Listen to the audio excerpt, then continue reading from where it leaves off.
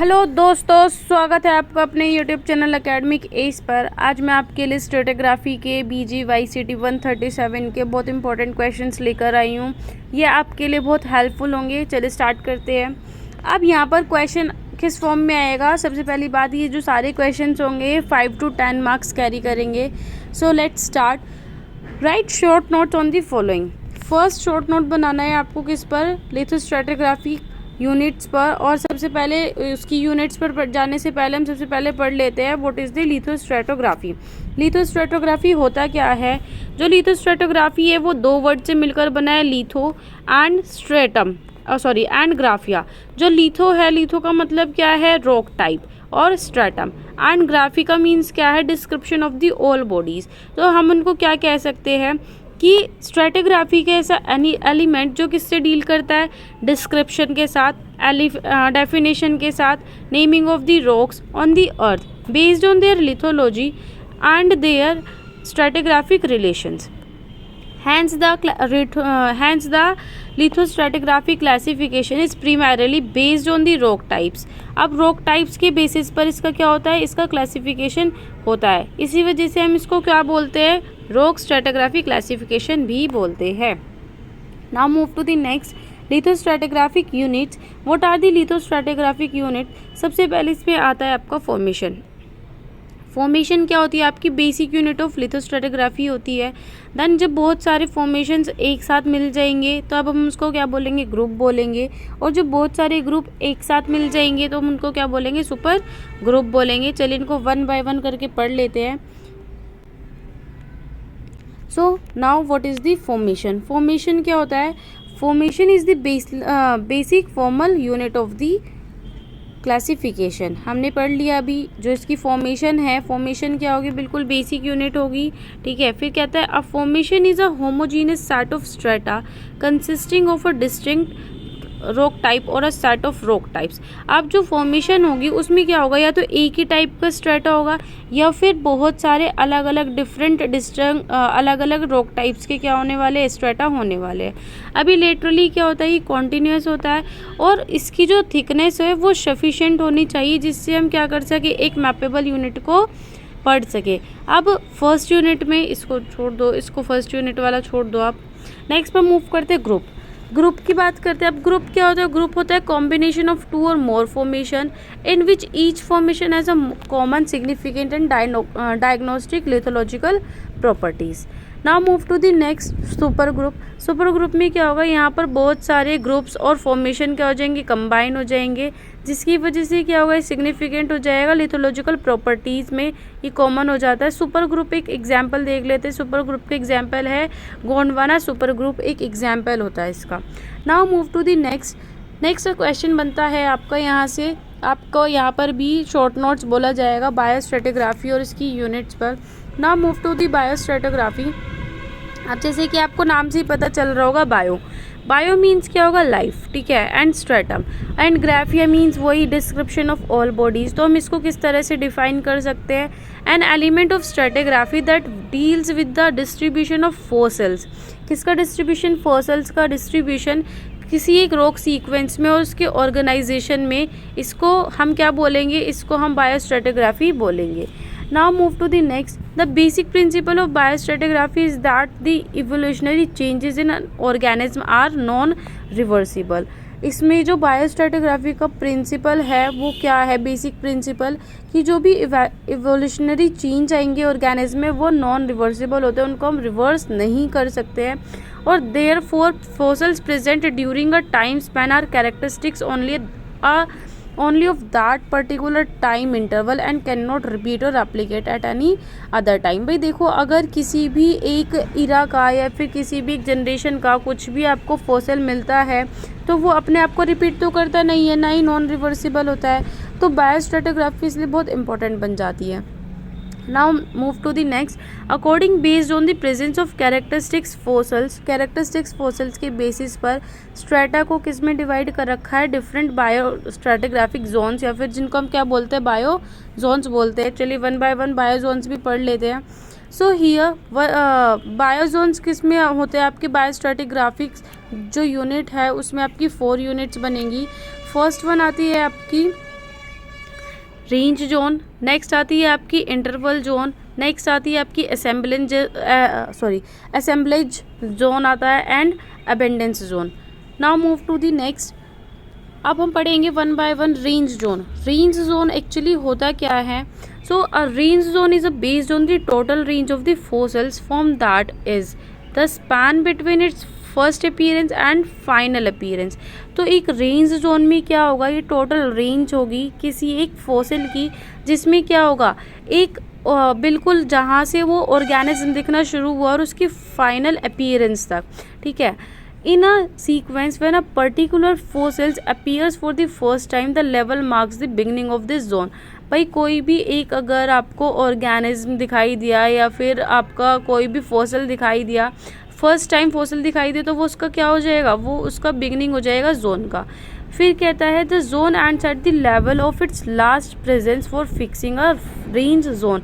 अब भाई एक यहाँ पर इस टाइम पर क्या हुआ, वो हमें दिखाई दिया, तो इसके बीच का ये जो होगा ना, इसके बीच का ही हो जाएगा रेंज जोन हो जाएगा, जिसमें क्या होता है, only those fossils can be utilized which have a short time range and as far as possible wide geographical distribution. भाई जितना ज़्यादा जियोग्राफिकल डिस्ट्रीब्यूशन होगा उतना ज़्यादा पेट्रोलॉजिस्ट क्या कर पाएंगे, वो आइडेंटिफाई कर पाएंगे। नेक्स्ट कहता है, और ऐसे फोसिल्स को हम क्या बोलते हैं, इंडेक्स फोसिल भी बोलते हैं। On the basis of total range of such fossils the biozones are fixed. There are two types of range zone, namely partial range zone and concurrent range zone. ये आपको पढ़ने की नीड नहीं है, आप रेंज जोन में केवल इतना ही पढ़ना। नेक्स्ट पर मूव करते हैं इंटरनल जोन। इंटरनल जोन में क्या होता है, it contains a body of rock sequences corresponding to interval between any two specified biological event. इसमें बेसिकली इंटरवल जोन में क्या होगा, कोई भी एक रॉक सीक्वेंस होगा या कोई भी बॉडी होगी रॉक सीक्वेंस की, उसमें क्या होगा, जो भी उसका दो बायोलॉजिकल स्पेसिफाइड इवेंट्स होंगे उनके बीच के इंटरवल को हमने क्या बोला है, इंटरवल जोन बोला है। इसके एक एग्जांपल देख लेते हैं। An interval between two extension event and an interval between two organization events or an interval between origination event and an extinction event। मतलब क्या है इसका, भाई कब कोई ऑर्गेनिज्म, ये ऑर्गेनिज्म यहाँ पर क्या हुआ, ओरिजिनेट हुआ, और ओरिजिनेट होने के बाद वो कब एक क्या हुआ, एक्सटेंट हो गया। इसके बीच के जोन को हमने क्या बोल दिया, इसके बीच के जोन को हमने बोल दिया interval zone. Now move to the next zone.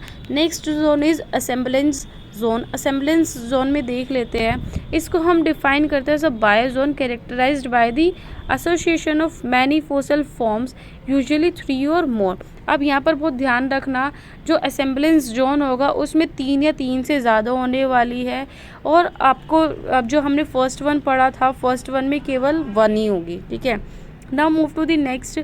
Only the basis of the combined association of these forms the zone can be identified and not on the presence of any single form as in case of range zone। देखो range zone में हमने केवल क्या पढ़ा था, वहाँ पर केवल हमें एक सिंगल फॉर्म दिखाई देगी, लेकिन असेंबलेंस जोन में क्या होगा, 3 तो प्रेजेंट होनी ही चाहिए। अगर 3 से कम हो गया तो हम उसको असेंबलेंस जोन नहीं बोलेंगे। Now move to the next abundance zone.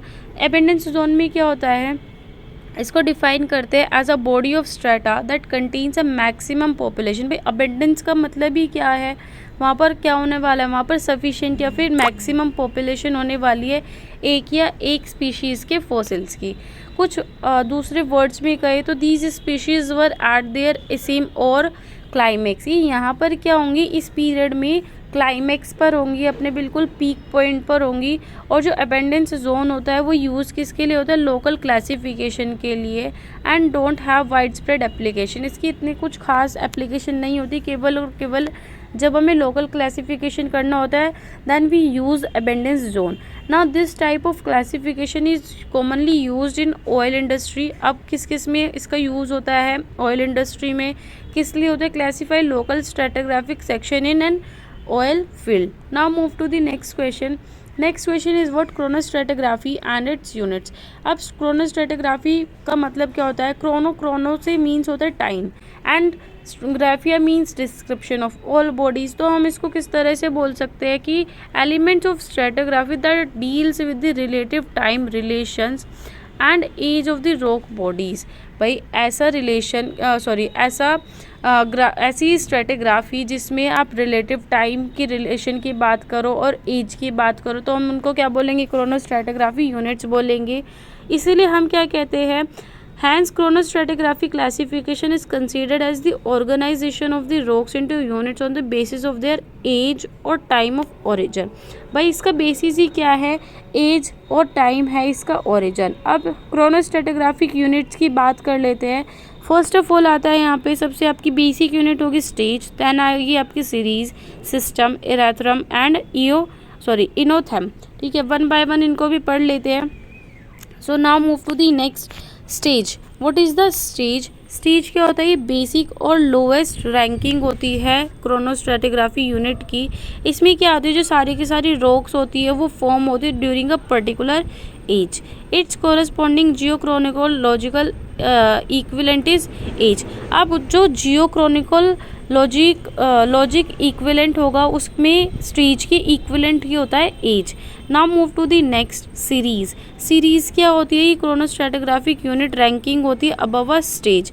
भाई स्टेज से ऊपर जाएगी और बिलो अ सिस्टम, और एक सिस्टम से नीचे होगी। अब अगर हम बात करें जियोक्रोनोलॉजिक के बारे में तो इस सीरीज़ को हम क्या बोलेंगे, इस सीरीज़ को हम बोलेंगे एपोच। क्या बोलेंगे, एपोच। ठीक है, नेक्स्ट में मूव करेंगे सिस्टम। सिस्टम क्या होता है, ये मेजर रैंक होती है क्रोनोस्ट्रेटिग्राफिक यूनिट की।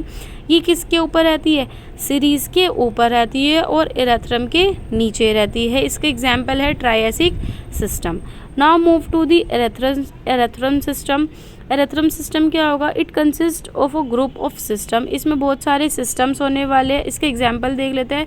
मेसोइक इरेथ्रम कंसिस्ट ऑफ जुरासिक सिस्टम। अब जो मेसोइक इरेथ्रम होगा उसमें जुरासिक सिस्टम आएगा, ट्रायसिक सिस्टम आएगा और क्रेटेशियस सिस्टम आएगा। 3 सिस्टम आएंगे। ठीक है, द जियो क्रोनोलॉजिकल इक्विवेलेंट इरेथ्रम। अब इरेथ्रम के इक्विवेलेंट क्या होता है, उसमें एरा होता है। नेक्स्ट इनोथेम क्या होता है, इनोथेम होता है it consist of group of erathem. भाई सबसे बड़ी जो यूनिट होती है इसमें ये होती है आपकी इनोथेम। ठीक है, ये क्या होती है, हायर रैंक होती है। उसके बाद इसकी इक्विवेलेंट अगर हम जियोक्रोनोलॉजिकल की बात करें तो उसमें होता है इयोन। नेक्स्ट क्या कहता है, यहाँ पर आपके 3 इनोथेम्स आप पढ़ोगे। एक होता है आपका आर्गन, एक होता है आपका प्रोटोजोइक एंड एक Phanerozoic. Now move to the next question. What is stratigraphy? Describe the various principle of stratigraphy. Okay, so stratigraphy पढ़ना शुरू करते हैं। स्ट्रेटिग्राफी का मतलब क्या है, strata means layer and graphy means study. So हम क्या कह सकते हैं, stratigraphy is the branch of geology which deals with the study of rock layers, their sequences, relationship with each other. भाई स्ट्रेटिग्राफी क्या है, जियोलॉजी की एक ऐसी ब्रांच है जो डील करती है किस किस की स्टडी से, रॉक लेयर्स जिसको हम क्या बोलते हैं, स्ट्रेटा बोलते हैं, और उनके सीक्वेंस और उनके रिलेशनशिप, एक दूसरे के साथ उनके क्या रिलेशनशिप है। Now stratigraphy provides simple principle use to interpret geological events, hence it is known as historical geology. Stratigraphy को हम हिस्टोरिकल जियोलॉजी भी बोलते हैं। ना वही आ जाएगा, इसमें भी अब आपके 3 तरह के बता रखे हैं। इसमें जो हम पीछे पढ़ कर आए, लिथोस्ट्रेटिग्राफी बता रखा है, chronostratigraphy and biostratigraphy. Now move to the next principles पर बात करेंगे अब इसमें आपको 8 प्रिंसिपल्स पढ़ने हैं। नाउ वन बाय वन हम इनको पढ़ेंगे।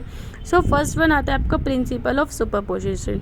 प्रिंसिपल ऑफ सुपरपोजिशन में क्या होता है, बेसिकली प्रिंसिपल ऑफ सुपरपोजिशन कहता है, सपोज ये आपका एक बेसिन हो गई। इस बेसिन में क्या होगा, पहले से ही कुछ सेडिमेंट्री रॉक्स या बेड्स आके इसमें डिपॉजिट हो गए होंगे। फिर उसके बाद क्या होगा, भाई इरोजन हुआ, फिर डिपोजिशन हुआ काफ़ी टाइम बाद, तो एक लेयर आकर और इसमें डिपॉजिट हो गई कुछ इस तरह से। ठीक है, तो फिर दोबारा से इसमें आई तो क्या होता जाएगा, जो नीचे सबसे नीची लेयर होगी उसको हम ओल्डेस्ट लेयर बोलेंगे, और जो सबसे ऊपर होगी उसको हम क्या बोलेंगे, उसको हम यंगर लेयर बोलेंगे। प्रिंसिपल ऑफ सुपरपोजिशन यही कहता है। Now move to the principle of original horizontality. Original horizontality का मतलब क्या है, जो सेडिमेंट्स है वो क्या करते हैं, वो बेसिन में डिपॉजिट होते हैं हमेशा से ही। अब वो डिपॉजिट्स कैसे होते हैं, हॉरिजॉन्टल मैनर में। कैसे होते हैं, देखो ये होता है हॉरिजॉन्टल, और अगर ऐसे होते तो इसको हम बोलते हैं वर्टिकल। ओके, सो हॉरिजॉन्टल मैनर्स में क्या होते हैं, ये डिपॉजिट होते हैं, चाहे बेसिन की शेप कैसी भी हो। अब जो टिल्टिंग आएगी और फोल्डिंग होगी, जिसकी वजह से क्या होगा, यहाँ पर स्ट्रक्चरल चेंज होगा, और वो किसकी वजह से होगा, ये होता है take place after the rocks are deposited and consolidated. जब रॉक आकर डिपॉजिट और कंसोलिडेटेड हो जाता है तब क्या होता है, यहाँ पर स्ट्रक्चरल चेंज आता है। For a study of rocks you have to visualize their nature. अगर आपको एक रॉक पढ़नी है तो सबसे पहले आपको उसका नेचर को विजुलाइज करना पड़ेगा, and note in their present disposition. आप उसके डिस्पोजिशन को नहीं देखोगे, उसके नेचर को देखोगे। But assuming that they were deposited horizontally in originally in horizontal fashion, this is known as the horizontal original horizontality. मैं आपको इसको समराइज वे में बता देती हूँ। ओरिजिनल हॉरिजॉन्टैलिटी का मतलब ये है कि कोई भी एक सेडिमेंट आएगा, सेडिमेंट्स आने के बाद वो कुछ इस तरह से डिपॉजिट हो जाएगा। अब चाहे बेसिन की शेप कुछ इस तरह से हो, या बेसिन की शेप कुछ इस तरह से हो, या बेसिन की शेप कुछ इस तरह से हो, तो वो हमेशा क्या होगा, हमेशा ही वो कुछ इस तरह से यहाँ पर क्या होने वाला, डिपॉजिट होने वाला है। अब चाहे इसकी शेप कैसी भी हो, ये हमेशा ही हॉरिजॉन्टली होगा, ये ऐसे नहीं होगा, never. Okay, now move to the next principle. So principle of lateral continuity.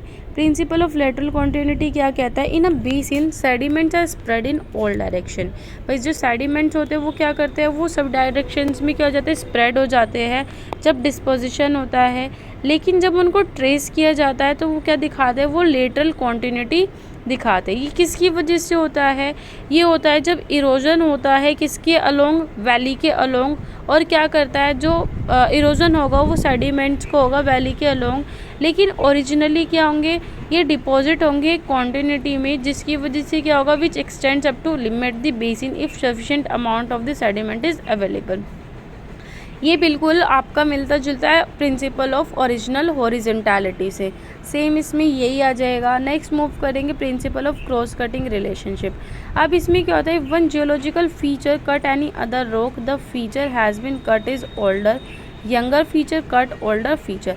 Basically इसमें क्या है, सपोज ये कोई एक क्या है, एक रॉक है जो ओल्ड रॉक है। अब इस ओल्ड रॉक को क्या करेगा, एक यंगर रॉक आएगा और इस यंगर रॉक को इसको काट देगा, तो इसको हम क्या कहते हैं, क्रॉस कटिंग रिलेशनशिप का प्रिंसिपल कहते हैं। Now move to the next principle of inclusion.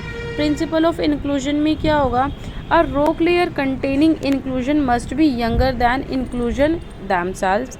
Inclusion are pieces of one rock unit that have been enclosed within other unique rock unit। मतलब क्या कहना चाह रहा है ये, सपोज ये कोई एक रॉक हो गई, अब इस रॉक के ऊपर क्या आ जाएगा, एक दूसरी रॉक आ जाएगी, और ये जो ऊपर रॉक आई है इसको हम यंगर रॉक बोलेंगे, और ये जो अंदर रॉक है इसको हम ओल्डर रॉक बोलेंगे। इसी वजह से हमने इसको प्रिंसिपल ऑफ इंक्लूजन कहा है। Now move to the next principle, principle of unconformity. Principle of unconformity में क्या होता है, जो सेडिमेंट्स होते हैं वो डिपॉजिट होते हैं कॉन्टिन्यूसली। ओके, ये हम पहले ही पढ़ चुके हैं, जिसकी वजह से क्या होगा, ये सेडिमेंट्री सीक्वेंस आएगा इसमें। और क्या होता है, very often it happens that there is a break in sedimentation which is called unconformity. जब सेडिमेंटेशन में ब्रेक आ जाता है तो उसको हम क्या बोलते हैं, अनकन्फॉर्मिटी बोलते हैं। Now move to the next principle of fossil succession. Principle of fossil succession में क्या होगा आपका, most sedimentary rock bear fossils. भाई जो सारे के सारे सेडिमेंट्री होते हैं ना, उनमें से 90 या 95% क्या होता है, फॉसिल्स को बियर करते हैं। जिसमें क्या होता है, अब फॉसिल्स क्या हो जाते हैं, भाई जो भी आपके पास्ट में ऑर्गेनिज्म थे उनकी जो डेड बॉडीज़ होती है वो क्या हो जाती है, वो सड़ जाती है, गल जाती है, and then it converts to the fossil, but the type and species of organism keep changing from time to time। Obvious सी बात है भाई, स्पीशीज़ क्या होती रहती है, चेंज होती रहती है। अब जिसकी वजह से क्या होगा, फॉसिल्स क्या नहीं रहते, सेम नहीं रहते, डिफरेंट स्ट्रेटा में। Therefore, on the basis on the type of fossils in a bed, it is possible to differentiate between the beds at different levels. Fossils help in classifying the sequence of rocks and in establishing a succession in time of deposition। जो भी fossil होगा, fossil की वजह से हम क्या कर पाते हैं, फॉसल की वजह से हम रॉक टाइप को भी डिवाइड कर पाते हैं या फिर उनको आइडेंटिफाई कर पाते हैं। Now move to the next, uniformitarianism and catamorphism. अब एक प्रिंसिपल दिया था यूनिफॉर्मिटिज्म, किसने, जेम्स हटन ने, जो एक बहुत ज़्यादा स्लो प्रोसेस है। इन्होंने क्या कहा कि जो भी आपका चेंजेस आता है एक प्रोलॉन्ग पीरियड के time, however it has been noticed that major changes on earth have taken place suddenly through some catastrophic events। भाई जो भी चेंजेस आए हैं अर्थ पर वो एकदम से आए, सडन चेंजेस आए, जिसको हमने क्या कहा है, कैटास्ट्रॉफिक इवेंट्स कहा है। अब इन्हीं की वजह से क्या होता है, अब इन्हीं की वजह से बहुत सारे चेंजेस आते हैं। ये था हमारा last principle, uniformitarianism and catamorphism. Now move to the next question, what are fossils, describe various types of fossils. अब फोसिल्स क्या होते हैं, फोसिल्स मैंने आपको पहले ही बता दिया है कि फोसिल्स हम क्या कहते हैं, रिमेन और ट्रेस कहते हैं, जो भी एंशंट लाइफ में थे, जिनको नेचुरली प्रोसेस के थ्रू क्या करा जाता है, प्रिजर्व किया जाता है सेडिमेंट्री रॉक्स में। ठीक है, अब now move to the next question. अच्छा, इसको मैं एक चीज़ और बता देती हूँ। यहाँ पर हम फोसिल्स किसको कहेंगे, हम फोसिल्स कहेंगे जो रॉक आपके 10,000 ईयर से पुरानी होंगी, उनको हम फोसिल्स कहेंगे। लेकिन जो ऑर्गेनिक्स होंगे, जो यंगर होंगे 10,000 ईयर से, उनको वो क्या होंगे, वो फोसिलाइजेशन के प्रोसेस में होंगे और उनको हम क्या बोलेंगे, उनको हम सब फोसिल्स बोलेंगे। Now move to the next types of fossils देख लेते हैं। Based on the mode of preservation, size and uses, fossils are commonly classified into many types. देखो अब यहाँ पर टाइप्स ऑफ क्लासिफिकेशंस में क्या क्या आता है आपका, सबसे पहला आता है आपका based on mode of preservation. भाई प्रिजर्वेशन के अकॉर्डिंग हमने कौन कौन से रख रखे हैं, body fossils, trace fossils, chemical fossils, pseudo fossils. Now based on size, size में कौन सा होता है, macro fossils, micro and nano. Based on uses, uses के बेसिस पर कौन कौन से टाइप्स ऑफ फोसिल्स होंगे, index fossil and living fossil. ना अब इनको वन बाय वन पढ़ लेते हैं। सो फर्स्ट आता है हमारा बॉडी फोसिल्स। बॉडी फोसिल्स क्या होते हैं, these are the preserved hard parts of the actual organism. जो एक्चुअल ऑर्गेनिज्म होता है उनके हार्ड पार्ट्स को जब हम प्रिजर्व कर लेते हैं, ठीक है। अब बॉडी फोसिल्स क्या हो सकता है, या तो एक ऑर्गेनिज्म की होल बॉडी हो, क्या हो, या तो ऑर्गेनिज्म की होल बॉडी हो, जैसे एग्जाम्पल है डायनासोर का, या फिर शेल हो बायवॉल्व्स का, या फिर बॉडी पार्ट्स हो किसी भी एंशिएंट एनिमल का, जैसे बोन्स हो गए, टेथ हो गई, फिशेस के टेथ हो गए, या फिर डायनासोर्स और मैमल्स हो गए। Now move to the next, trace fossils. Trace fossils क्या होता है, ये एक्चुअल रिमेन्स नहीं होते ऑर्गेनिज्म के, लेकिन इनको हम क्या करते हैं, इनको हम प्रिजर्व्ड एविडेंसेस या फिर ये इम्प्रेशंस होते हैं किसके, जो भी ऑर्गेनिज्म एक्टिविटी करता है पास्ट की। सो ट्रेस फोसिल्स में क्या क्या आता है आपका, ट्रैक्स आता है, ट्रेल्स आता है, बुरोज आती है, फिट प्रिंट्स एंड बोरिंग्स। अब इनको क्या बोलते हैं, इक्नोफोसिल्स भी बोलते हैं, जिसके और इक्नोफोसिल्स की स्टडी को बोलते हैं ichnology. Now move to the next, third one आता है आपका केमिकल फोसिल। केमिकल फोसिल, यहाँ से आपको नाम से पता चल रहा है केमिकल, केमिकल मीन्स यहाँ पर किसका यूज़ हो रहा होगा, केमिकल का यूज़ हो रहा होगा। तो इसका मतलब जो लार्ज ऑर्गेनिक मॉलिक्यूल्स होते हैं वो काफ़ी लंबे समय के बाद क्या नहीं कर पाते, सर्वाइव नहीं कर पाते, जब एक ऑर्गेनिज्म की क्या हो जाती है, डेथ हो जाती है। लेकिन क्या होते हैं, कुछ मॉलिक्यूल्स होते हैं जो ब्रेक डाउन हो जाते हैं स्मॉलर स्टेबल ऑर्गेनिक मॉलिक्यूल्स में, जो काफ़ी लंबे टाइम तक क्या हो जाते हैं, चल पाते हैं।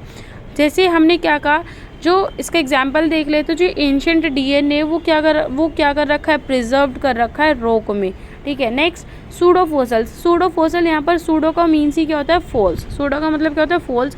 ये फोसिल्स नहीं है, लेकिन ये फोसिल्स की तरह दिखाई देते हैं। नेचर में क्या है, यहाँ पर कुछ और इनऑर्गेनिक सब्सटेंसेस है जो कि किसकी तरह दिखाई देते हैं, हमें फोसिल्स की तरह, इसीलिए हमने इन्हें क्या बोला है, सूडो फोसिल्स। एग्जाम्पल देख लेते हैं इसका, डेंड्राइट। डेंड्राइट क्या होता है, ओर ऑफ मैग्नीज होता है, जो कि एक सूडो फोसिल का एग्जाम्पल है। Now move to the next, macro fossil. Macro means बड़ा, मैक्रो मीन्स बड़ा। तो ऐसे फोसिल्स जिनका क्या होगा, साइज 0.3 mm मिलीमीटर से ज़्यादा होगा उनको, और जिनको हम अपनी नेक्ड आइज से देख सके, उनको हम क्या बोलते हैं, मैक्रो फोसिल्स बोलते हैं। इसके एग्जाम्पल्स क्या क्या है, बोन्स हो गया, टिथ हो गया, शेल्स हो गया, और वुड हो गया, लीव्स हो गया, ये सब क्या है आपके मैक्रो फोसिल्स के एग्जाम्पल्स हैं। Now move to the next, micro. Micro means small. तो इनको हम अपनी नेक्ड आइज से देख पाएंगे? नहीं देख पाएंगे। और इनका साइज़ क्या होता है? लेस देन 1 मिलीमीटर होता है। एग्जाम्पल देख लेते हैं इसका। ओस्ट्राकोड्स हो गया, पोलन्स हो गए, स्पोर्स हो गए, ठीक है। नेक्स्ट नैनो क्या होंगे? ये और भी ज़्यादा छोटे होंगे। इनका जो साइज़ होगा वो 60 माइक्रोमीटर से 60 माइक्रोमीटर के बीच में होगा, ठीक है। नेक्स्ट आता है आपका, और इनमें क्या होता है? इनको देखने के लिए इलेक्ट्रॉन माइक्रोस्कोप की नीड होती है। नैनो प्लैंकटन एक एग्जाम्पल होता है नैनो फॉसिल्स का। Now move to the next, living fossils. Living fossils क्या होते हैं? जो it includes those species which have lived for long span for geological time and are still living today with their body showing little or no morphological change during the course of evolution। समझ में आया? Means जो आज भी क्या है? Live है और उनमें चेंजेस नहीं आए हैं। Now move to the next question. क्या कहता है?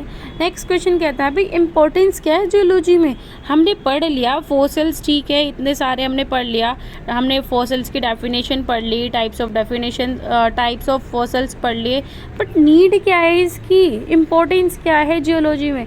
सो फर्स्ट ऑफ ऑल हम 1 बाय 1 करके पढ़ेंगे। फर्स्ट आता है इसमें इवोल्यूशन ऑफ लाइफ। अब इवोल्यूशन ऑफ लाइफ से क्या मतलब है? जो ऑर्गेनिक इवोल्यूशन की थ्योरी है वो ये बोलती है कि जो आज इंसान है या फिर कोई भी ऑर्गेनिज्म है वो क्या है? वो मोर एडवांस है या फिर कॉम्प्लेक्स है। अगर हम बात करें किसकी? प्रिमिटिव की। भाई प्रिमिटिव जो एंशंट लाइफ थी वो क्या थी? सिंपलर फॉर्म थी जो जियोलॉजिकल पास्ट में रहती थी। तो ये क्या कह सकते हैं? हम कह सकते हैं जो फॉसिल्स है भाई, जो फॉसिल्स होंगे एंशंट टाइम्स के, वो हमें क्या करेंगे? वो हमें क्लियरली सपोर्ट करेंगे कि यहाँ पर क्या हुआ है? ऑर्गेनिक इवोल्यूशन हुआ है। अभी हमें पता है कैसे चलता कि इवोल्यूशन हुआ है? हमें फॉसिल्स के थ्रू ही तो पता चला कि पहले ऑर्गेनिज्म बहुत सिंपलर हुआ करते थे। Nowadays organism are complex. Okay, now move to the next, prehistoric life. अब अगर हम बात करें प्री हिस्टोरिक लाइफ की, तो ये क्या है? ये रेफर करते हैं किसको? लाइफ ऑफ द पास्ट, जो कि किसके बीच में? जो फर्स्ट अपीयरेंस ऑफ लाइफ, पहली बार लाइफ कब दिखाई दी थी हमें? 3.8, ठीक है, गीगा ईयर्स एगो हमें दिखाई दी थी, जब फर्स्ट ह्यूमन क्या हुआ था? फर्स्ट ह्यूमन को रिटर्न रिकॉर्ड्स या फिर डॉक्यूमेंट्स में क्या करा गया था? लिखा गया था। जो फॉसिल्स है वो केवल क्या है? वो ओनली ऑन एविडेंस है पास्ट लाइफ के। Now move to the next. अब थर्ड इसका क्या आएगा? थर्ड आएगा डेटिंग ऑफ रॉक। अब डेटिंग ऑफ रॉक का मतलब क्या है? यहाँ पर जो रॉक्स होंगी ना, रॉक्स के बारे में भाई उनका पीरियड क्या होगा, उनका जियोलॉजिकल डिस्ट्रीब्यूशन क्या है, ये सब क्या जाते हैं आपके इसमें डेटिंग ऑफ रॉक्स में आ जाते हैं। पीलियोग्राफी में क्या होता है? जो जियोग्राफिकल डिस्ट्रीब्यूशन होता है या फिर पोजीशन होती है लैंड और सी की, वो बहुत ज़्यादा वेरी करती है। सो पीलियोग्राफी के लिए इम्पोर्टेंट होता है, पीलियो क्लाइमेट के लिए इम्पोर्टेंट होता है, नेक्स्ट पीलियो एनवायरनमेंट के लिए भी इम्पोर्टेंट होता है। अब इसमें पीलियो एनवायरनमेंट में क्या है? जो पीलियो एनवायरनमेंट है वो गुड इंडिकेटर्स होता है एंशंट एनवायरनमेंट के। Now this is the last one, discovering oil and coal deposits. भाई ये कोयल और ऑयल डिपॉजिट्स के लिए भी बहुत ज़्यादा क्या होता है? इंपॉर्टेंट होता है, क्योंकि जो ऑयल और कोल डिपॉजिट्स होंगे वो क्या होंगे? आपके प्रोडक्ट्स होते हैं एनिमल्स और प्लांट्स की, जिसकी वजह से फॉसिल्स क्या करते हैं? फॉसिल्स एक रोल प्ले करते हैं, बहुत इंपॉर्टेंट, ठीक है। Now move to the next question. Next question is write about mineralized micro fossils groups. यहाँ पर हम दो तरह के पढ़ेंगे, एक मिनरलाइज्ड पढ़ेंगे, एक नॉन मिनरलाइज्ड या फिर जिसको हम ऑर्गेनिक बोलेंगे। ओके, सो मिनरलाइज्ड में क्या कौन कौन से आ जाते हैं? हमारे 3 टाइप्स आ जाते हैं, आपके 3 ग्रुप्स। अब इनमें ना 1 बाय 1 भी पूछ सकता है, केवल आपको 1 दे देगा, तो मैंने ही तीनों ना इसी में सम अप कर दिए, आपको तीनों एक साथ नहीं देगा। ओके, सो नाउ स्टार्ट करते हैं। फर्स्ट आता है हमारा फोरामिनीफर्स। फोरामिनीफर्स को निकनेम से किस नाम से जाना जाता है? फोरम्स के नाम से जाना जाता है। ये क्या होता है? ये सिंगल सेल्ड होते हैं, सिंगल सेल्ड हेट्रोमॉर्फिक प्रोटोजियंस होते हैं, जिनमें क्या होती है? हार्ड और प्रिवर्जिबल टेस्ट और शेल होती है। भाई इनके पास क्या होती है? इनको फॉसिल्स हमने क्यों कहा है? क्योंकि उनके पास एक बाहर की बहुत हार्ड शेल होती है, हेट्रोट्रोफिक होते हैं, ये प्रोटोजोन्स होते हैं। अब ये क्या करते हैं? दूसरे प्रोटोजोन से डिफर होते हैं किसमें? जो इनके पास हार्ड टेस्ट या फिर complex network of branch fibre like pseudopodia होता है। इनके पास क्या होता है? इनके पास एक सूडोपोडिया होता है, ठीक है। अब ये सूडोपोडिया क्या करेगा? ये सूडोपोडिया ना इसको हेल्प करेगा किससे, जो भी प्रीडेटर्स वगैरह आएंगे उनसे बचाने में ही क्या करता है, ये इसकी हेल्प करता है। ओके, नेक्स्ट पर हम बात करेंगे। अभी क्या कहता है, जो फोरम्स होते हैं वो कहाँ पर रहते हैं, फोरम्स रहते हैं मैराइन वाटर्स में। कहाँ पर रहते हैं, मैराइन वाटर्स में रहते हैं और बहुत डेप्थ में रहते हैं। ठीक है, इनकी दो मेन मोड्स हैं इनकी लाइफ की, एक पैंथिक और एक प्लैंक्टिक। ठीक है, जो स्केलेटन ऑफ फोरमर्स है उसको हम क्या कहते हैं, टेस्ट और शेल कहते हैं। इसके बारे में थोड़ा और पढ़ेंगे अभी ना। हम इसकी मॉर्फोलॉजी देख लेते हैं। अब इसकी मॉर्फोलॉजी कैसी होती है, जो टेस्ट होती है फोरम्स की, जिसको हमने शेल कहा है, वो क्या होती है, at least 3 types of hard material. ये किससे बनी हुई रहती है, 3 टाइप के हार्ड मटेरियल से बनी हुई रहती है, कैल्शियम कार्बोनेट, टेक्टिन एंड एग्लूमेटेड मैटर। अब जो टेस्ट और फोरम्स होते हैं वो क्या होता है, वो उनका डायमीटर क्या रहता है, 1 मिलीमीटर से कम रहता है और ये कंपोज्ड होते हैं किससे, सिंगल और मल्टीपल चैम्बर से। अब जो सिंगल चैम्बर्ड होगा उसको हम क्या बोलेंगे, यूनिलोक्यूलर बोलेंगे। जो सिंगल चैम्बर्ड होगा कुछ उसकी फिगर कुछ इस तरह से होगी।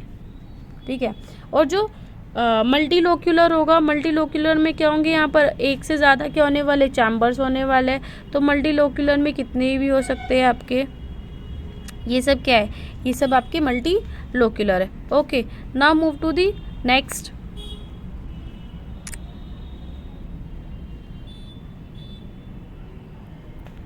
अब इसके बाद क्या कहता है ये, कि जो भी टेस्ट या फोरम्स होता है उसके पास एक ओपनिंग होती है जिसको हम क्या बोलते हैं, अपर्चर बोलते हैं। अब अपर्चर के पीछे ही क्या होता है, स्मॉल इंटरनल ओपनिंग होती है जिसको हमने क्या बोला, फोरामेन बोला है।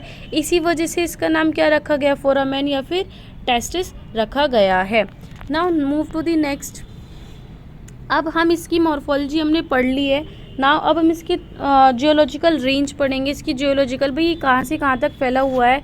जो फोरम्स है वो क्या है, वो मोस्ट डाइवर्स और इंटेंसिवली स्टडी ग्रुप होता है माइक्रोफोसल्स का। ये कैम्ब्रियन से लेकर present diversified during the Cretaceous period, मतलब कैम्ब्रियन से लेकर ये क्रेटिशियस पीरियड तक फैला हुआ। Now move to the next, radiolarians. Radiolarians में क्या होता है, रेडियोलेरियंस होता है आपका, जो ये रेडियोलेरियंस होते हैं ये भी आपकी सिंगल सेल्ड होते हैं। ये भी क्या होते हैं, आपके प्रोटोजोअन्स होते हैं। अब इसमें प्रोटोजोअन्स में क्या होता है, इनमें ये डिफरेंट कैसे होते हैं उनसे, इनके पास एक डेलिकेट इंटरनल स्केलेटन होता है। ठीक है, क्या होता है, इनके पास एक इंटरनल डेलिकेट, मतलब बहुत ही सॉफ्टली इनके पास एक स्केलेटन होता है, जैसे फोरामिनिफर्स में था। ये क्या करते हैं, ये फूड पार्टिकल्स को कैप्चर करते हैं थ्रेड लाइट एक्सटेंशन से, जिसको क्या बोला है, सूडोपोडिया बोला है, जो रेडिएट करते towards from the centre of the skeleton. भाई स्केलेटन से ये क्या करेंगे, बाहर की तरफ क्या करेंगे, सूडोपोडिया को फेंकेंगे। ठीक है, जिसकी वजह से क्या होगा, ये अपने खाने को क्या कर पाएंगे, अपने खाने को खा पाएंगे। अब इनके पास क्या होता है, they have characterized by having a skeleton in the form of perforated membranous central capsule. अब इनके पास क्या होता है, बीच में एक कैप्सूल होता है, जो किसकी वजह से ये किसकी वजह से जाने जाते हैं, इस सेंट्रल कैप्सूल की वजह से जाने जाते हैं। जो रेडियोलेरियंस होते हैं वो क्या करते हैं, वो रेडियल सिमेट्री को शो करते हैं, जो कि क्या होता है, radial skeleton spines and characteristic feature of radiolarians. ये इनका कैरेक्टरिस्टिक फीचर होता है। जो रेडियोलेरियंस है वो इन्हीं के नाम से आई है, रेडियल सिमेट्री के जो इसका स्केलेटन है उसी के नाम से रेडियोलेरियंस बने हैं ना। इसकी मॉर्फोलॉजी पढ़ेंगे। अब इसकी मॉर्फोलॉजी में क्या आता है, जो इसका रेडियोलेरियन का स्केलेटन है वो किससे बना रहता है, सिलिका से। अभी सिलिका कौन सिक्रीट करता है, ऑर्गेनिज्म खुद ही सिक्रीट करता है। अभी जो स्केलेटन होगा क्या होता है, ये स्फेरिकल हो सकता है, हेलमेट हो सकता है, फिर शेप शिफ्ट हो सकता है। Okay, and formed by spines, bars and perforated plates. 3 type से बनता है ये। स्पाइंस क्या होते हैं, इसमें इलोंगेटेड होते हैं external features of skeleton that are attached only one end, whereas bars are elongated features of skeleton that are attached only at one end, whereas bars are elongated। ठीक है, अभी क्या होता है, ये दोनों ही एंड से रहते हैं अटैच्ड। अब जो सिमेट्री होगी इसकी, रेडियोलेरियंस क्या होते हैं, रेडियोलेरियंस 2 टाइप्स में क्या रहते हैं, डिवाइडेड रहते हैं। फर्स्ट आता है आपका स्प्यूमेलियर एंड सेकेंड वन आता है आपका नेसेलर। जो स्प्यूमेलियर रेडिलियंस है उनको हम रेडियल सिमेट्री की वजह से पहचाने जाते हैं, और जो नेसेलर होते हैं उनमें बायोलेटरल सिमेट्री होती है। जियोलॉजिकल रेंज क्या है इसकी, फर्स्ट कब देखे गए थे, कैम्ब्रियन में देखे गए थे, and still surviving the present day ocean water, और ये आज भी क्या है, ओशन वाटर्स में आज भी सर्वाइव करते हैं। ठीक है, now move to the next. Radiolarians के बाद आता है डायाटम्स। डायाटम्स में क्या होता है, डायाटम्स क्या होता है, ये फोटोसिंथेटिक एल्गा होते हैं। अब देखो ये क्या हो गई, ये एल्गा हो गए। अभी हमने जो पढ़े थे वो क्या थे, प्रोटोजोन्स थे। इसमें क्या होता है, गोल्डन ब्राउन फोटोसिंथेटिक पिगमेंट होता है। क्या रहते हैं, ये नॉन मोटाइल एल्गा रहते हैं। ये सोलिटरी मतलब जो अकेले रहे, या फिर कॉलोनियल या फिर बहुत सारे के साथ या ग्रुप में रहे। अब फोटोसिंथेटिक होने की वजह से क्या होंगे, ये फोटिक जोन में होते हैं, मतलब ये केवल और केवल 200 मीटर के डेप्थ तक ही जाते हैं वाटर बॉडीज़ में, जहाँ पर जो लाइट है वो आराम से पेनिट्रेट कर जाते हैं फोटोसिंथेसिस के लिए। इसकी मॉर्फोलॉजी देख लेते हैं। मॉर्फोलॉजी क्या होती है डायाटम्स की, जो डायाटम का स्केलेटन होता है वो किससे बना हुआ होता है, वो सिलिका से बना रहता है, और जिसको हम क्या बोलते हैं, फ्रस्ट्यूल बोलते हैं। इसमें दो अनइक्वल वॉल्स होते हैं, जिसमें लार्जर वॉल्व होगा वो क्या रहता है, वो फिट रहता है स्मॉलर वॉल में like a lid of a box. देखो मैं आपको बनाकर दिखाती हूँ। यहाँ पर आपका नीचे वाला ये कुछ इस तरह से होता है, इसको हम बोलते हैं स्मॉलर वॉल्व। क्या बोलते हैं इसको, हम स्मॉलर वॉल्व बोलते हैं। और ऊपर कुछ इस तरह से बिल्कुल इसमें फिट रहेगा, इसको हम बोलेंगे larger valve. Okay, so now move to the next. अब जो इसका होता है based on the morphology of frustule. अब जो फ्रस्ट्यूल या फिर इसके स्केलेटन के बेसिस पर डायटम्स को दो पार्ट्स में या फिर दो उसमें डिवाइड किया जाता है। अब एक होता है आपका पेनिल्स, एक होता है आपका सेंट्रल्स। जो फ्रस्ट्यूल होता है डायटम्स का, वो क्या होता है, वो डॉटेड या फिर माइन्यूट होल्स होते हैं, जिसकी वजह से वो क्या होता है, देखो यहाँ पर कुछ इस तरह से हो गया, इस तरह से हो गया। अब यहाँ पर क्या होंगे आपके, यहाँ पर आपके डॉटेड स्ट्रक्चर्स होंगे। ठीक है, इनके बीच में क्या होंगे, आपके डॉटेड स्ट्रक्चर्स होने वाले हैं कुछ इस तरह से। ठीक है, इसी वजह से हमने इनको क्या बोला है, पनक्यूटेक बोला है। Okay, now move to the next. अब इसकी जियोलॉजिकल रेंज की कहाँ से कहाँ तक फैला रहता है। जो डायाटम्स देखे गए थे वो फर्स्ट टाइम मीज़ोइक एरा में देखे गए थे, probably during the Jurassic and, और ये माना जाता है कि ये आज भी लिविंग है। अब जो इसके फ्रस्ट्यूल्स है डायाटम्स के, वो क्या है, वो डोमिनेटली प्रिजर्व्ड किए जाते हैं या फिर प्रिजर्व हो जाता है डीप सी सेडिमेंट्स में, जहाँ पर क्या होते हैं, ये डायाटम रिच रॉक्स होते हैं, और जिनको हम क्या बोलते हैं, डायटोमाइट बोलते हैं। Now move to the next question. Write about organic world non mineral microfossils. यहाँ पर आपके 3 दे रखे हैं, लेकिन आपको पढ़ने 2 ही है, इंपॉर्टेंट आपके 2 ही रहते हैं, एक तो डायनोफ्लैजिलेट्स और एक आपका spores and pollen. Now move to the dinoflagellates. Dinoflagellates में क्या होता है, डायनोफ्लैजिलेट्स क्या होता है आपके, ये माइन्यूट होते हैं, एक्विटिक होते हैं, single celled eukaryotic micro organism होते हैं। कॉमनली हम इनको क्या किस नाम से जानते हैं, ये एल्गी की एक फॉर्म है। इनके पास क्या रहता है, इनके पास 2 विप लाइक टेल्स होती है, जिनको हम क्या बोलते हैं, फ्लैजिला। ये किसकी काम आती है, लोकोमोशन के काम आती है। डायनोफ्लैजिलेट्स एक ऐसा एल्गी होता है जिसमें क्या रहते हैं, प्लांट के भी कैरेक्टर्स रहते हैं और एनिमल्स के भी कैरेक्टर्स रहते हैं। अब जो डायनोफ्लैजिलेट्स होते हैं वो क्या रहते हैं, वो ऑटोट्रॉफिक भी होते हैं, लेकिन कुछ हेटरोट्रॉफिक्स भी होते हैं। मोस्ट डायनोफ्लैजिलेट्स किस में रहते हैं, फोटिक जोन्स में रहते हैं। फोटिक जोन्स मतलब वही 200 मीटर की डेप्थ तक ही केवल रहते हैं, जिसकी वजह से यहाँ पर ये फोटोसिंथेसिस की प्रोसेस आराम से कर पाते हैं। नाउ अब इसकी लाइफ साइकिल देख लेते हैं डायनोफ्लैजिलेट्स की। डायनोफ्लैजिलेट्स की लाइफ साइकिल में क्या कहता है, जो इसकी लाइफ साइकिल है, इसमें दो स्टेजेस आती है। एक आती है आपकी मोटाइल, जिसको हम क्या बोलते हैं, स्विमिंग। एक आती है सिस्ट, जिसको हमने बोला बैंथिक। अब जो मोटाइल स्टेज होगी डायनोफ्लैजिलेट्स की, वो क्या रहती है, वो रियरली प्रिजर्व्ड रह पाती है। लेकिन जो डायनोफ्लैजिलेट की सिस्ट स्टेज रहती है, वो क्या करती है, वो एक ऑर्गेनिक मटेरियल को क्या करती है, ऑर्गेनिक मटेरियल की वजह से रेजिस्ट करती है, और जो कि हम जिसको क्या कर पाते हैं, आराम से फॉसिलाइज कर पाते हैं, फिर ये आराम से फॉसिलाइज हो जाती है। अब इसकी मॉर्फोलॉजी देख लेते हैं। मॉर्फोलॉजी में क्या आता है, जो डायनोफ्लैजिलेट्स है, इनके पास क्या होंगे, इनके पास 2 फ्लैजिला होते हैं, जिनको हम किस किस नाम से जानते हैं, ट्रांसवर्स फ्लैजिलम के नाम से जानते हैं, जो क्या करता है, इनसर्कल करता है सिंगुलम को, और एक होता है आपको लॉन्गिट्यूडनल फ्लैजुलम, जो क्या करता है सेंट्रल एरिया में जाता है और वो सल्कस को फॉर्म करता है। ओके, अब जो टॉप ऑफ द एपेक्स होगा या फिर जो हाफ ऑफ द डाइनोफ्लैजुलेट होगा, डाइनोफ्लैजुलेट के जो टॉप होगा उसको हम क्या बोलेंगे, सेंटर टू द टॉप्स, उसको हम बोलेंगे एपिथिका। और जो सेंटर से एंटापेक्स की तरफ होगा उसको बोलेंगे हम हाइपोथिका। जो टॉप ऑफ सिस्ट होता है उसको हम एपिक्स के नाम से जानते हैं, बॉटम को हम किस नाम से जानते हैं, एपिक्स के नाम से। मैं आपको इसकी एक फिगर बनाकर दिखा देती हूँ। ये कुछ इस तरह से होता है।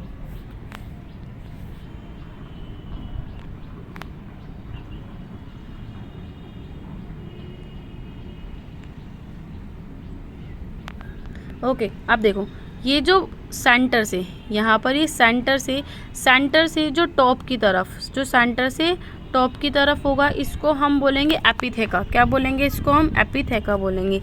लेकिन सेंटर से टूवर्ड्स बॉटम, नीचे की तरफ जो होगा इसको हम बोलते हैं हाइपोथिका। ओके, अब यहाँ पर क्या होता है, यहाँ पर आपका एक होता है कुछ इस तरह से स्ट्रक्चर होता है, इसको हम बोलते हैं एंट एपिक्स। एंट एपिक्स क्या बनाता है, एंट एपिक्स यहाँ पर बनाता है एक सल्कस, ठीक है, जो क्या रहता है यहाँ पे सिंगुलम रहता है इसके चारों तरफ। ओके, और ये ऊपर वाला होता है आपका एपिक्स। आई होप आप लोगों को समझ में आया होगा।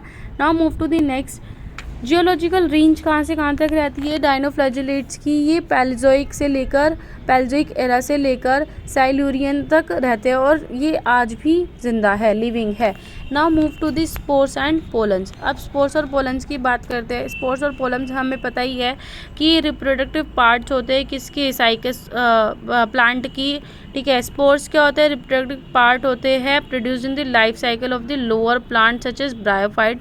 ये स्पोर्स किस में आते हैं, ब्रायोफाइट्स में आते हैं, फंड्स में आते हैं। और जबकि जो पोलन ग्रेन्स होते हैं वो क्या करते हैं, वो स्पर्म कैरिंग रिप्रोडक्टिव पार्ट्स होते हैं जो हायर प्लांट्स में देखे जाते हैं, किसमें, जिम्नोस्पर्म्स में या फिर एंजियोस्पर्म्स में। अब जो ये स्पोर्स या फिर पोलन्स होंगे क्या करते हैं, land plants have very resistant wall made up of organic material known as sporopollenin. अब देखो यहाँ पर ही क्या होता है, स्पोरोलिन एक ऑर्गेनिक मटेरियल होता है और जिनको हम आराम से क्या करते हैं, फॉसिलाइज करते हैं, इसीलिए स्पोर्स एंड पोलन हमारे लिए इंपॉर्टेंट बन जाते हैं।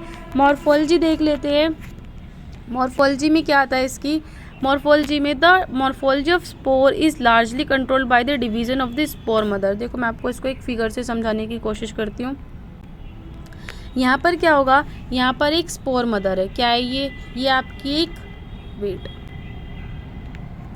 यहाँ पर क्या होगा, ये आपकी एक स्पोर मदर हो गई। अब स्पोर मदर में क्या होगा, सक्सेसिव डिवीज़न होगा और ये क्या बनाएंगी, दो तरह के टेट्राड बनाएगी। एक बनाएगी आपका टेट्रागोनल, क्या बनाएगी, एक आपका टेट्रागोनल टेट्राड बनाएगी एंड दूसरा वन आपका बनाएगी ये टेट्राहेड्रल टेट्राड बनाएगी। अब क्या होगा, यहाँ पर जो टेट्राड है इनमें दो तरह के क्या अरेंजमेंट्स देखने को मिल गए, एक टेट्राहेड्रल और एक आपका मिल गया, एक मिल गया आपका टेट्राहेड्रल, एक मिल गया आपका टेट्रागोनल। अब जो टेट्राहेड्रल अरेंजमेंट में जो सेल होगी वो डिवाइड करेगी 4 स्पोर्स में। अभी क्या करेगी, जो टेट्राहेड्रल होगी इसमें ये आपका 4 स्पोर्स में क्या करने वाले, डिवाइड करने वाली है।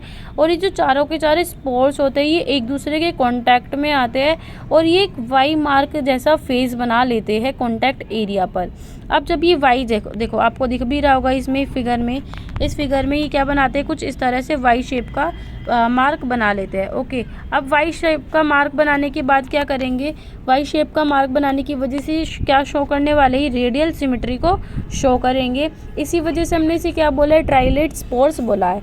नाउ अगर हम बात करेंगे टेट्रागोनल टेट्राड की, तो उसमें क्या होगा, जो फर्स्ट सेल होगा वो डिवाइड करेगी 2 स्पोर्स में। किस में डिवाइड करेगी, वो 2 स्पोर्स में डिवाइड करेगी, जिसकी वजह से क्या होगा, जो कॉन्टैक्ट एरिया होगा उसमें केवल एक सिंगल स्कार, केवल क्या बनेगा, एक सिंगल स्कार बन पाएगा। और ये क्या होंगे, जो स्पोर्स होंगे सिंगल स्कार, जिसको हम कॉन्टैक्ट मार्क बोलेंगे, ये बाईलेटरल सिमेट्री को क्या करेंगे, शो करेंगे। और इनको हम क्या बोलेंगे, मोनोलेट स्पोर्स बोलेंगे। क्या बोलेंगे हम इनको, मोनोलेट स्पोर्स बोलेंगे। आई होप आपको ये समझ में आया होगा। ठीक है, now move to the next question.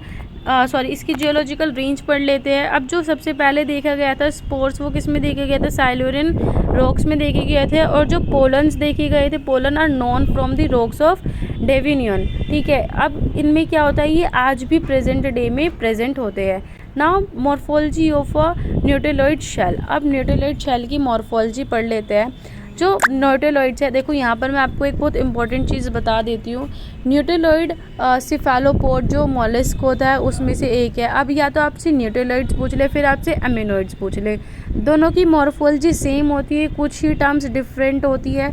तो एग्ज़ाम में आप ध्यान रखना, आपसे न्यूटेलॉइड पूछे या फिर आपसे एमिनोइड पूछे, आपको दोनों में सेम लिख कर आना है। मैं आपको बता दूंगी आपको कहाँ पर चेंज करना है, कहाँ पर डिफरेंट आपको पॉइंट्स लिखने हैं।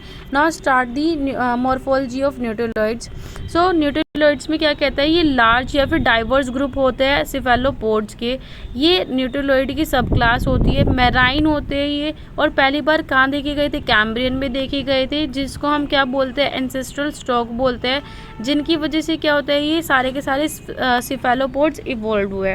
अब 2500 फॉसिल्स हैं न्यूटेलॉइड्स के आज के टाइम में, लेकिन इनको एक सिंगल लिविंग जेनस के नाम से जाना जाता है, न्यूटेलस। ओके, दो स्टडी होती है न्यूटेलस की, वो क्या करती है, वो प्लेंटोलॉजिस्ट के लिए बहुत हेल्पफुल करती है कि उनका रिलेशनशिप कैसा है, उनका हार्ड पार्ट, क्योंकि न्यूटेलॉइड्स के पास क्या होता है, एक हार्ड पार्ट होता है। अब मॉर्फोलॉजी की बात करेंगे।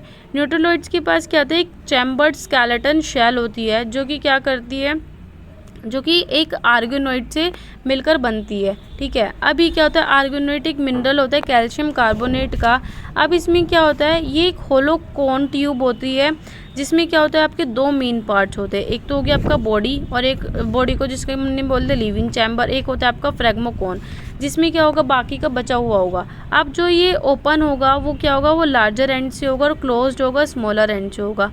एक ओपनिंग होती है लार्जर एंड पर, जिसको हम अपर्चर के नाम से जानते हैं, और स्मॉलर एंड पर क्या होती है, एक एपिक्स टिप होती है, जिसको हम किसके नाम से जानते हैं, एपिक्स ऑफ द शेल के नाम से जानते हैं। देखो यहाँ पर, देखो यहाँ पर क्या होता है आपका, यहाँ पर होता है आपका, ये हो गया आपका बॉडी, ये हो गया आपका बॉडी या फिर लिविंग चैम्बर हो गया। ये होता है आपका, इसको ना कुछ इस तरह से समझो, ये कुछ एक ट्यूब होती है। ठीक है, क्या होती है, ये एक ट्यूब होती है। अब जब ये ट्यूब क्या होती है, ये ट्यूब कॉइल हो जाती है, ये ट्यूब क्या होगी, ये ट्यूब कॉइल होगी, तो ये किस फॉर्म में आ जाएगी, कुछ इस तरह से फॉर्म में आ जाएगी। अब यहाँ पर कुछ टर्म्स बता देती हूँ मैं आपको, वेट, ये एक ट्यूब हो गई। ठीक है, इसका जो एपेक्स होगा, जो इसका एंड पॉइंट होगा, इसको हम बोलेंगे प्रोटोनोच। क्या बोलते हैं, प्रोटोनोच बोलते हैं। अब ये जो ऊपर होगा, इसका ओपनिंग ब्रॉड पार्ट, इसको हम बोलते हैं अपर्चर। ठीक है, अब अपर्चर समझ में आ गया आपको प्रोटोकोच समझ में आ गया। अब हम बात करेंगे इसमें चैम्बर्स। अब ये जो आपके होते हैं, इसमें बहुत सारे क्या होते हैं, इसमें बहुत सारे आपको चैम्बर्स, ये आपको चैम्बर्स देखने को मिलेंगे। ये सब क्या है आपके, ये सब आपके चैम्बर्स हैं। देखो ये रहा आपके चैम्बर्स। ठीक है, ये सारे के सारे चैम्बर्स हैं। अभी चैम्बर्स क्या रहते हैं, ये चैम्बर्स एक ट्रांसवर्स पार्टीशन, जिसको हम सेप्टा के नाम से जानते हैं, सेप्टा की वजह से क्या हो जाता है, ये डिवाइड हो जाते हैं सेप्टा की वजह से। और जो चैम्बर्ड पोर्शन होता है भाई, ये पूरा का पूरा क्या हो गया, पूरा का पूरा चैम्बर्ड पोर्शन हो गया। इसको हम फ्रेगमोकोन क्या जानेंगे, इसको हम फ्रेगमोकोन के नाम से जानते हैं। लेकिन जो इसका लास्ट चैम्बर होता है, जिसमें क्या रहता है, बॉडी या फिर लिविंग चैम्बर रहता है, उसको हम अलग कहते हैं। ठीक है, अभी जो सारे के सारे चैम्बर्स होंगे एक्सेप्ट बॉडी या फिर लिविंग चैम्बर्स, ये किससे फिल्ड होते हैं, ये गैस चैम्बर से फिल्ड होते हैं। अब यहाँ पर क्या होता है, एक थिन कैल्शियस ट्यूब देखने को मिलेगी आपको, जो सेंटर ऑफ द सेप्टम से जाती है। यहाँ पर देखो आपको ये, वेट, देखो ये आपको सेंटर ऑफ द सेप्टम दिखाई दे रही है, इसको हम बोलते हैं स्फिंकल। क्या बोलते हैं, इसको हम स्फिंकल बोलते हैं। अब ये जो स्फिंकल है, ये अलाउ करता है किसको, जो गैसेस एक्सचेंज होती है लिविंग ऑर्गेनिज्म। भाई इसके अंदर क्या है, एक लिविंग ऑर्गेनिज्म है, वो उसके क्या करती है, उसको गैस को क्या करती है, ये उनके गैस के एक्सचेंज को अलाउ करती है। Now move to the next. एक लाइन होती है जिसको हम सूचर लाइन बोलते हैं। क्या बोलते हैं, जिसको हम सूचर लाइन बोलते हैं। अभी सूचर लाइन एक्चुअली है क्या, सूचर लाइन होती है जहाँ पर आपका सेप्टम जॉइन होता है एक्सटर्नल सरफेस से। यहाँ पर देखो आपका ये क्या हो गया, ये शेल वॉल हो गई, और ये शेल वॉल से क्या हो रहा है, ये अटैच हो रहा है। जब जहाँ से ये सरफेस से अटैच होता है उसको हम क्या बोलते हैं, उसको हम सूचर लाइन बोलते हैं।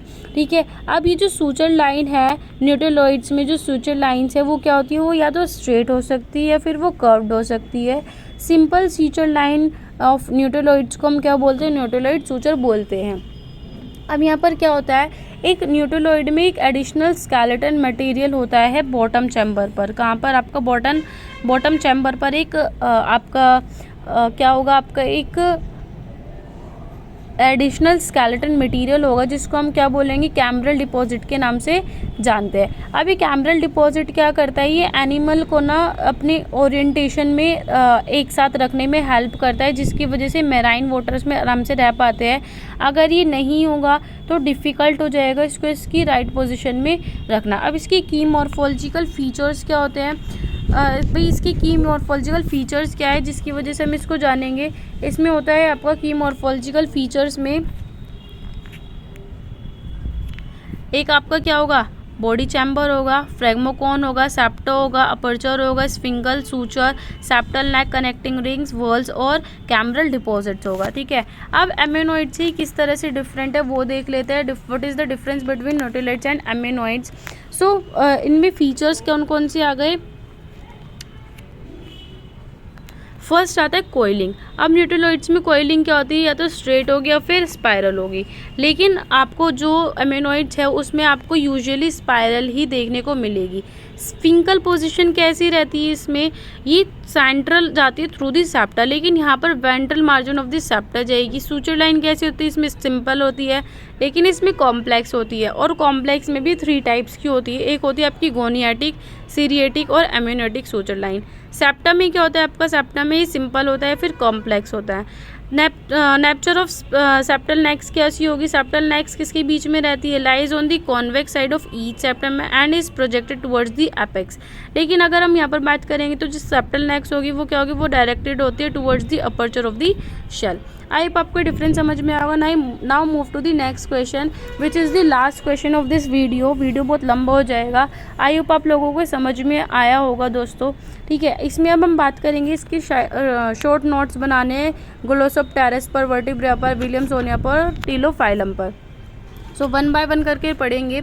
इसमें फर्स्ट आता है ग्लोसोप्टेरस। ग्लोसोप्टेरस क्या होता है, ग्लोसोप्टेरस एक एक्सटेंट ग्रुप होता है ग्लोसोप्टेरिडिल्स का, जिसमें क्या होता है आपका, अच्छा ये क्या रहता है, ये आपका लीफ मोर्फोजेनेस होता है। ठीक है, मतलब इसमें लीफ की वजह से ये क्या होता है, फॉसल बन पाया है। अब जो इसकी लीफ होगी ग्लोसोप्टेरस की, वो क्या होती है, सिंपल होती है, स्पैचुलेट। स्पैचुलेट का मतलब है इसका जो राउंड, जो इसका एपेक्स होगा वो क्या रहेगा, वो ब्रॉड रहेगा। इसका जो एपेक्स रहेगा वो ब्रॉड और राउंड रहेगा, और जो बेस होगा वो बेस क्या होगा, इसका बेस एक टिप पर आके रुक जाएगा। ये एक टंग शेप्ड होती है। ठीक है, अब इसको हम किस वजह से जानते हैं, इसको हम मिड रिब की वजह से जानते हैं, जिसमें बहुत सारे पैरेलल वेसिकल स्ट्रैंड्स होते हैं जो कि लिफ्ट टिप पर आकर क्या हो जाते हैं, लिफ्ट टिप पर आकर एक्सटेंड हो जाते हैं। ठीक है, लिफ्ट टिप पर आकर एक्सटेंड होने के बाद क्या होगा, जो अपर सरफेस होगी लिफ्ट पर उसमें स्टोमेटा नहीं होता। But when we talk about the lower, तो लोअर में क्या होता है, स्टोमेटा होता है। ठीक है, अब क्या होगा आपका, इसकी स्ट्रेटाग्राफिक रेंज क्या होती है, पर्मियन टू मिडिल ट्राइसिक होता है, और ग्लोसोप्टेरस को Australia, Arctic, Africa, south America और इंडिया तक फैला हुआ है। अब इसकी मैं आपको एक फिगर दिखा देती हूँ ग्लोसोप्टेरस की। देखो, अब ग्लोसोप्टेरस में क्या है, यहाँ पर आपका ये हमने पढ़ा, इसका क्या होता है, ये ऊपर से क्या होता है, ये राउंड और ब्रॉडेड होता है। ठीक है, नीचे से एक टिप पर आकर रुक जाता है। इसकी जो मिड रिब है यहाँ से जाएगी और ऊपर जाकर क्या हो जाएगी, ऊपर जाकर ये फैल जाएगी, एक्सटेंड हो जाएगी कुछ इस तरह से। Okay, now move to the next आता है वर्टिब्रिया। वर्टिब्रिया क्या होती है, रूट होती है ग्लोसोप्टेरस की और गंगमोप्टेरस की। ठीक है, अब ये जो जीनस होता है ये किसकी वजह से हम इसको प्रिजर्व्ड कैसे रखेंगे, अब जब ये रूट है ये प्रिजर्व्ड होता है कंप्रेशन की वजह से, इम्प्रेशन और पेट्रीफाइड फॉसिल्स।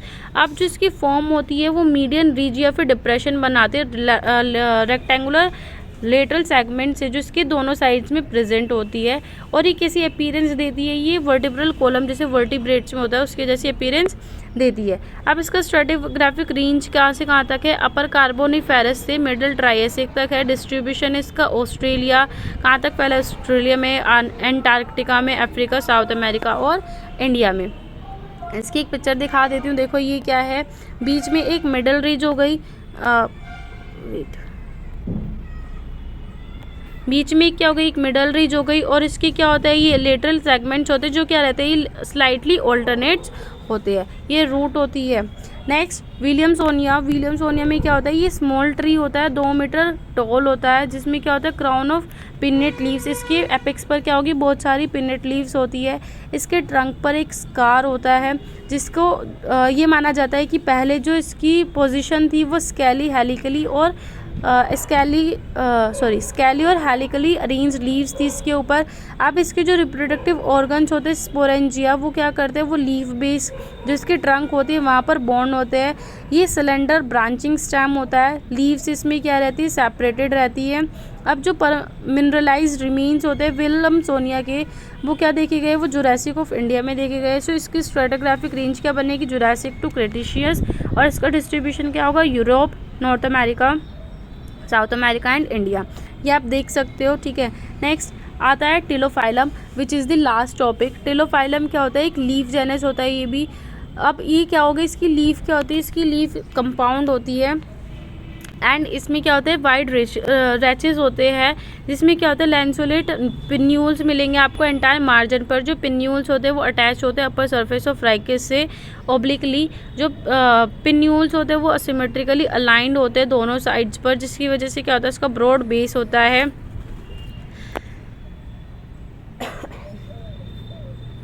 इसमें पिन्यूल्स के बीच में क्या होता है, फोर्किंग लाइक आपको दिखाई देने को मिल जाएगा। अब इसका स्ट्रेटिग्राफिक रेंज क्या होता है, जुरासिक से क्रेटेशियस होती है। डिस्ट्रीब्यूशन क्या होता है इसका, south America, India, Antarctica, Australia, Europe, Russia and north America. तो आप इसकी एक फिगर देख सकते हो।